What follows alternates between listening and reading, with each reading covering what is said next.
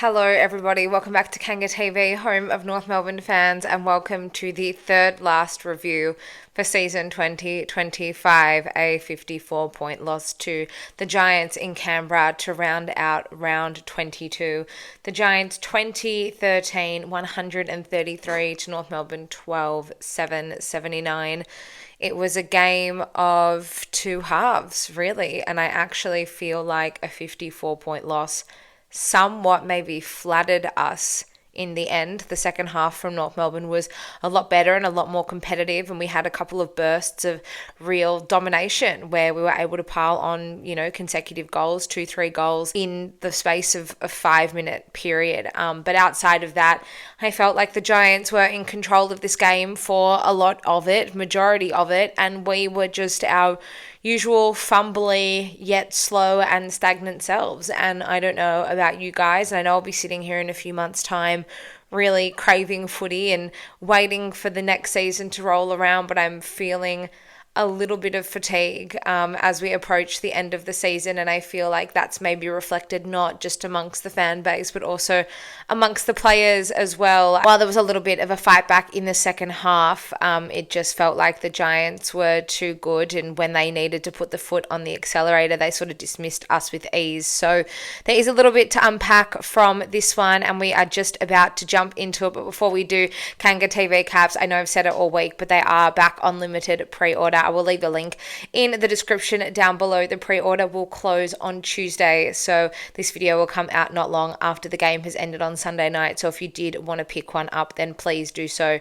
They'll only be open for another 48 hours or so, and then they won't be back open for a while. So if you wanted to grab one, there are 4 different designs. I will leave the link, like I said, in the description down below. Thank you so much to everyone who does support the channel, from watching the videos, liking, commenting, interacting with me, and if you are able to purchase a cap, that just means the world to me. So let's just jump straight into this review and wrap up round 22. I do want to start off with the highlight of the day. Debutant Cooper Trembath, 3 goals on debut, taken with pick 10 in the mid-season draft at the start of the year. He was playing for Blackburn in the Eastern Districts Football League, and now he is here kicking a team equal high 3 goals on debut. He was awesome, and I think he just really gave North fans something to smile about, and potentially unearthed a player that we can really invest in and help us grow in the future. He was awesome. He was great not only in front of goal, and all of his goals were quite different, but he was just so relaxed when he went back with the set shot. He has a really nice set of hands. He competed really, really well, and he was able to impact contests that he may not have actually completed the mark, but he was able to help bring the ball to ground and have a bit of a physical presence. So I thought he was fantastic. The shots to his family after every goal, his nan in particular, celebrating him and all he was able to do, I thought it was awesome, and I thought that it really just gave North fans something to smile about. Obviously, he contributed on the scoreboard, yes, and our forward line is definitely an area over the past few seasons at least that we've really been lacking some dominant key position players, but the inclusion of JD, who also kicked 3 goals today, up to work alongside Larky, has really helped our forward line just transform. And while Larky has battled with those PCL issues in the second half of the season, JD's been able to step up. Brent Teakle has been able to contribute as well where needed. He was more playing in the ruck today, and he wasn't unfortunately able to hit the scoreboard as we might have liked him to. Paul Curtis and Zerha as well have contributed over the past 6 to 8 weeks where they have needed to, but to have Trembath step in today in the absence of not just Larky but also in the absence of PC and have a presence up forward and impact the scoreboard, I think was awesome, and kudos to him. It was an epic debut. I think Geordie Payne was great on debut as well. He laid, I think, about 3 tackles. He also kicked a goal on debut, and you wonder why it's taken Clarko so long to debut him in particular. I know Trembath was probably a bit of a surprise inclusion. I felt like he was a surprise inclusion more just at his hesitancy and his resistance, Clarko and the match selection committee, the hesitancy to debut someone like a Geordie Payne for the past few weeks. So to have both of them in the side today and also to have an impact, I thought was awesome. And with Paul Curtis coming back next week, it kind of makes you wonder, well, who's the one that's going to make way? And I do think maybe it's time to give Jacob Constanti a little bit of a spell. He didn't hit the scoreboard today, but it was more than just that. And I feel like with Jacob Constanti, he had a really solid start to the season, and I feel like he hit a bit of inconsistent form, which then probably started impacting him mentally. And I think he's probably aware of his lack of impact on the game over the past few weeks. His tackling's been okay, but even today, the ball was walked out of our attacking 50 more often than not. And usually Paul Curtis is such a key in that forward pressure area. Constanti's definitely the other one. And if the ball is allowed to be walked out of our defensive 50 so easily time and time again, and that is the key skill and the key benefit that you bring to this forward line, and it's just working completely against you, then it kind of makes me wonder that maybe he's the one that needs to, make way in the final couple of games. It wouldn't be Geordie Payne that I would be dropping. Unfortunately for Constanti as well, speaking of dropping, he just dropped way too many easy marks. I do feel like it's probably mental for him now. I think it would be weighing in on him that he has had a few quiet weeks and maybe he has been a little bit fumbly, and so I would hope that it's not necessarily a negative thing to drop someone to the VFL. I don't think it's necessarily a bad thing in his case at all. I think he's been quite serviceable in his first season at North, but where we're at right now and what the other guys have shown, both Payne and Trembath are out of contract at the end of the season as well. So to give them a couple of extra games just to let them have a run at senior level on the back of today's performance especially, I would be inclined to do so over JK. We know he'll be there next year. He can just have a big off season, get really fit, potentially put on a little bit more size and find ways to get himself involved in the game. So kudos to both Cooper Trembath and to Geordie Payne. They were excellent. I thought both of them on debut. Speaking of excellent, I thought Harry Sheasel in his first game as North Melbourne captain was excellent as well. He backed up his performance against St Kilda last week, which was arguably his best performance of the season. I thought he was great today. I thought he was building really nicely in the first half, and then he just was absolutely awesome in the second half. I also thought that Colby McKercher was just outstanding, and he for me is the barometer of this team at the moment. I think he's so exciting, and I think we should be looking at what he's able to do and the freedom that he has to run and carry the ball. He looks exciting, he looks electric, and this football side is really built on a game plan of attack, but it's a little bit contradictory when we don't take risks and we don't move the ball quickly and we don't have a lot of creativity and a lot of flair or pace. We really do just stagnantly move the ball up the ground. We are forced often to move the ball long down the line because we aren't, moving enough. We just sort of stand there. We don't really create a lot of space. And Colby clearly has the license to do what he needs to do to run and carry the ball of half back. And I don't know why more players in this side don't have the same rights that he does, because we have the cattle.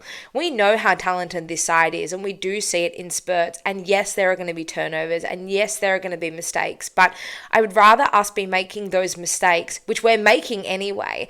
I'd rather us be making those mistakes, trying something new and trying to be creative and trying to have a little bit of attack and a bit of flair and a bit of dash, rather than just this really slow, sideways moving football, this chip kicking, which half the time we don't even nail the kick, or the opposition, we're too slow and the opposition defender just cuts across and able to spoil, or it's boring, I think. And I think a lot of my disconnect and fatigue maybe at the moment is just the fact that the games aren't even exciting to watch. There were patches in that third and fourth quarter where we looked awesome. We were winning the ball out of the center of the ground. We were moving the ball well into our forward 50. We were making good choices. We were lowering the eyes.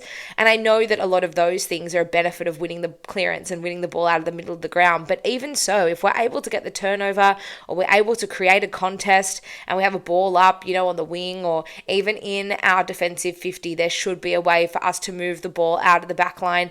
Don't hesitate. Don't stop up and weigh up our options, just go. There's not a lot of movement on intuition either. It feels like there's a little bit of a lack of synergy amongst this group on field at the moment. I know that the side over the past 6 weeks have been hampered by injury, and maybe that's a reason why, but I just feel like at the moment we're not really trying much, we're not doing much, and watching Colby play is such a joy, and it's one of the few highlights I think we have left at this point of the season, to watch him week in, week out, and what he's able to do. And I think for us, if we could find a way to give more players that creative license and freedom to run, then maybe things would look a little bit different. And like I said, I would rather try and have these turnovers. Like I said, we're having them anyway, so I'd rather have them when we're trying to do something different and trying to be a little bit exciting than just kind of persist with the same thing that's maybe not really working for us at the moment. Also, just wanted to give a shout out to George Wardlaw. This side does look quite different when he is involved, and defensively across the board, we lack defensive blueprint as a whole. We have little to no defensive blueprint at the very least forward of the ball, but George with a North Melbourne high 11 tackles today. He also had 4 score assists. I know that his disposal needs work, and I think we've all widely acknowledged that, but he did have a couple of very smart passes inside our forward 50 to set up some of our forwards for some great goals. So I think that having him in the side is more important than we probably realise, and I don't think he needs to have big numbers possession-wise to be able to have an impact. The 11 tackles, it's something that we've really, really missed, and something that we don't really have a lot of. I think the last couple of weeks since George has returned, he's been awesome. I think he's been able to contribute really well. I also really liked Finn O'Sullivan's game once again today.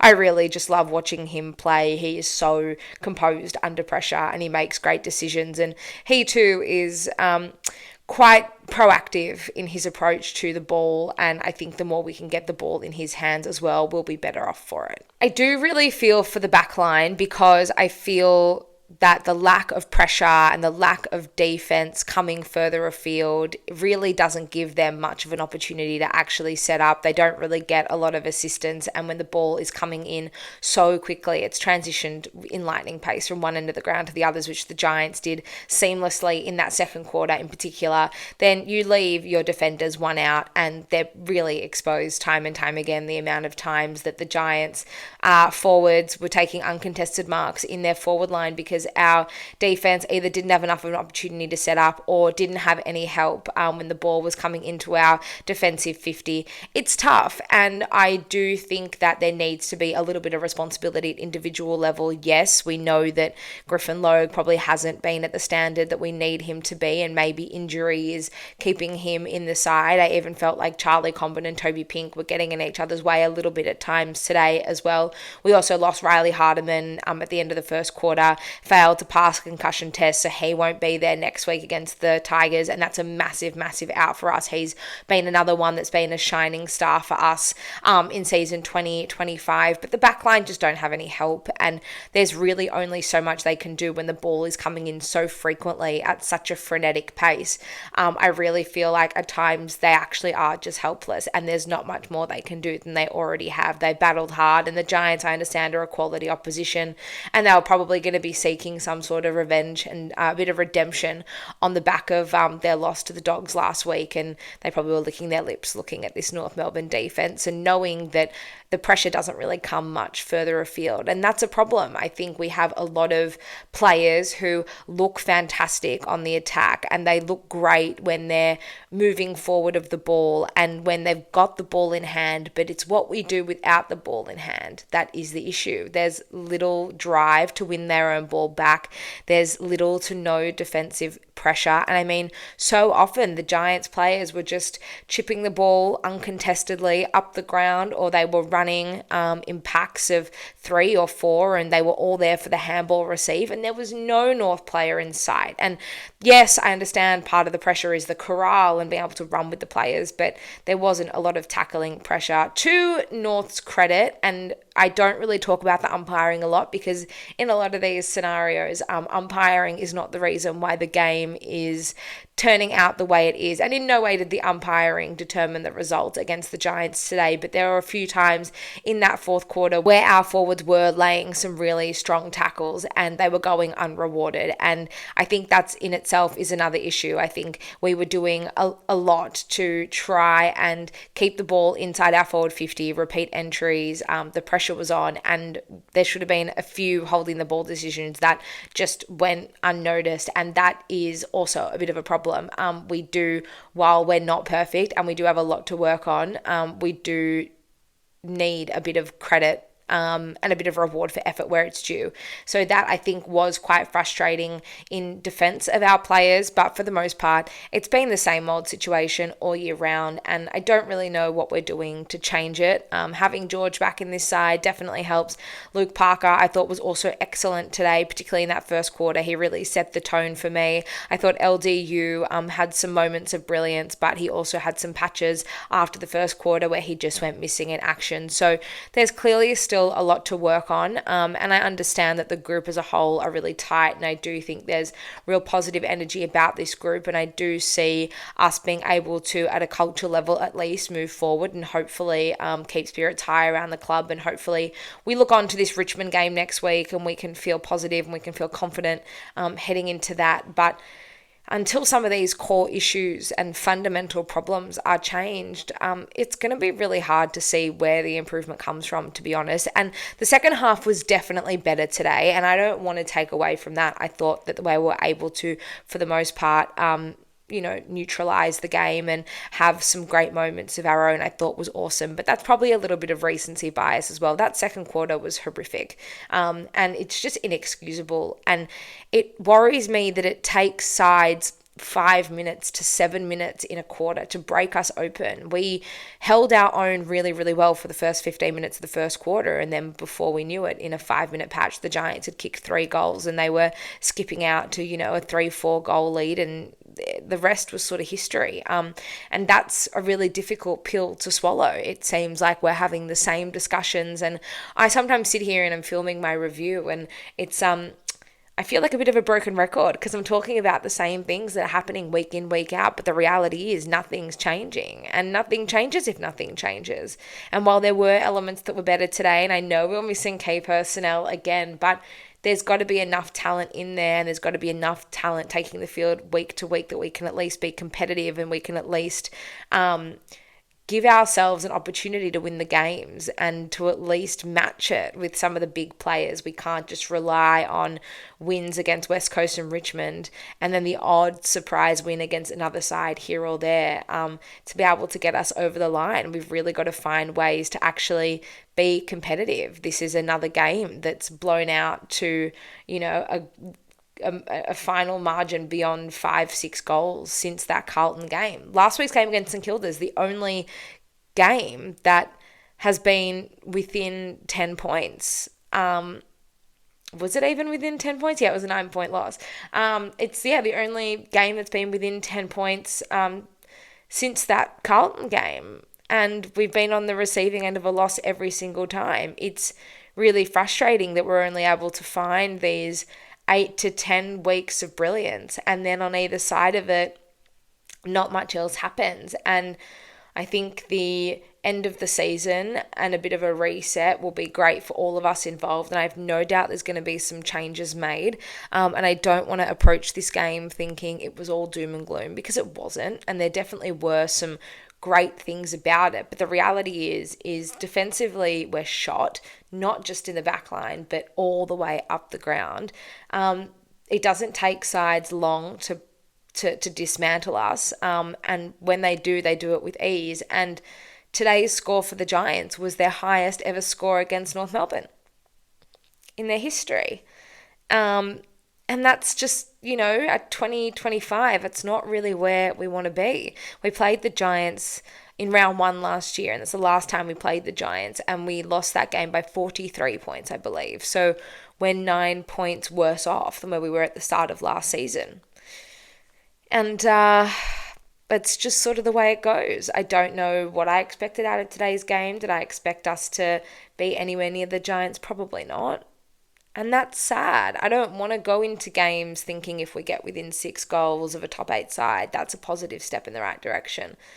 Because that isn't what it should be. And I understand the need to be realistic and acceptance of where we're currently sitting, but we've got to have some aspiration to improve, because going through the motions like it's Groundhog Day as we approach the end of the season is awful. And it just feels like another season where we've had expectations going in, and the way the season's played out, we've been required to readjust those expectations multiple times.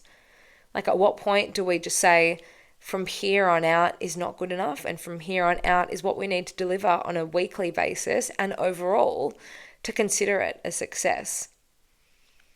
It can be a little bit draining, and I really, really hope that we're able to figure out what those benchmarks look like as we approach the final 2 games of the season, and really set some ambitious yet genuine goals for 2026 and accept nothing less than achieving them. Those expectations need to start next week when we head down to Tasmania for our final home game in the Apple Isle. We take on Richmond on Sunday afternoon, and I think we're all looking at that as a game that is a bit of a do or die, and if we can't bring the win back to Victoria, then we have got some serious issues, and there's going to be a lot of heads rolling at North Melbourne, but we will talk about that more as we approach the game during the week. How are you feeling on the back of our round 22 game against the Giants? Let's wrap this one up first. Feel free to leave all of your thoughts in the comments below. We can keep talking about it over on socials as well. Kanga TV show across Instagram, Facebook, X, and on email. I look forward to catching up with you guys during the week.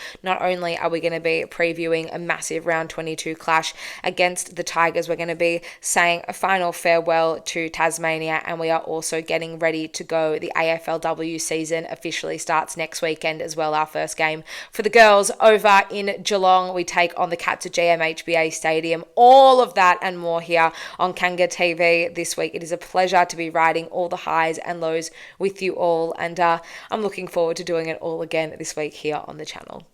Go Roos.